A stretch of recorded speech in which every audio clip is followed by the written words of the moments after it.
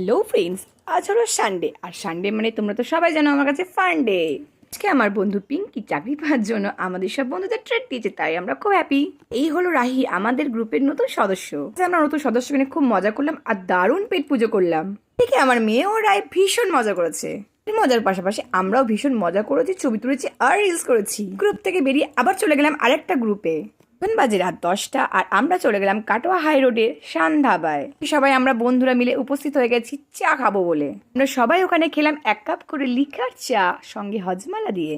2-3 জন বাদ দিয়ে ওখানে সবাই খেলো তড়কা রুটি। ওয়াও, আমারও খুব লোভ লাগছিল, কিন্তু আমার পেটে একটুও জায়গা ছিল না। পেটে জায়গা ছিল না তো কি হচ্ছে, আমার মনটা ছিল প্রচুর ফাঁকা। ওই রাতের বেলায় ঘুরতে আমার ভীষণ ভালো লাগছিল।